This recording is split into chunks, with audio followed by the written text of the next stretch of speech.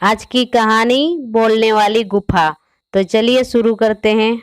जंगल में एक बूढ़ा शेर रहता था।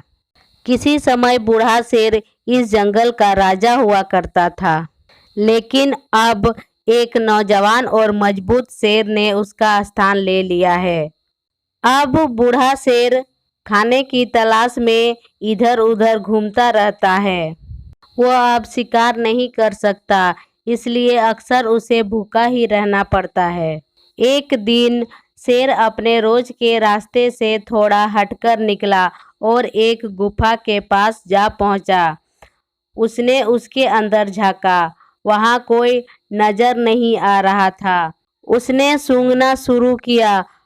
वहां की गंध से उसे लगा कि उस गुफा में जरूर कोई जानवर रहता है। उसने सोचा कि देर सवेर वह यहाँ वापस जरूर आएगा। शेर ने अपने होंठ चाटे और सोचा, आखिर आज मुझे कुछ खाने को जरूर मिलेगा। मैं इस गुफा में छुपा रहूंगा और उस जानवर के आते ही उसे खा जाऊंगा।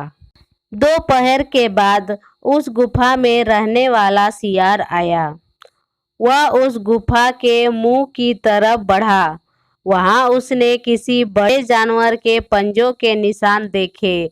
ये भी देखा कि निशान गुफा के अंदर तक गया है, पर वापस नहीं आया। इसका मतलब ये हुआ कि वह जानवर अभी तक अंदर ही है। सियार सोचने लगा कि अब क्या किया जाए। तभी उसके दिमाग में एक विचार आया। अरे ओ गुफा, मेरी प्यारी गुफा, सियार ने पुकारा। कृपया मेरे साथ बातें करो। लेकिन इसका कोई उत्तर सुनाई नहीं पड़ा। तुम चुप क्यों हो? सियार ने पूछा। तुमने वादा किया था कि प्रतिदिन जब मैं घर वापस आऊंगा तो तुम मेरा अभिवादन करोगे। फिर भी कोई जवाब नहीं आया। ठीक है, यदि तुम मेरे साथ बात करना नहीं चाहती तो मैं किसी और गुफा के पास जाऊंगा जो बात करती है, सियार ने कहा। उसने ऐसा दिखाया मानो वो जा रहा हो। शेर ये सब सुन रहा था। उसने सोचा, मेरे यहाँ होने के कारण ही शायद ये गुफा खामोश है। अब मैं ही सियार का अभिवादन करता हूँ। इसके बाद जब वह अंदर आएगा तो मैं उसे खा लूँगा। ये सोचकर शेर ने दहाड़ा। जंगल के सभी जानवरों ने ये आवाज़ सुनी। सियार तुरंत समझ गया कि गुफा के अंदर शेर छुपा है।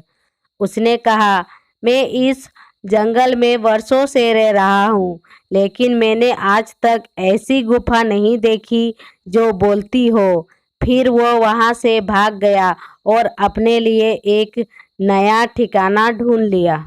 सियार ने अपनी चालाकी से अपनी जान बचा ली, लेकिन बेचारा शेर, आज भी उसे भूखा रहना पड़ेगा।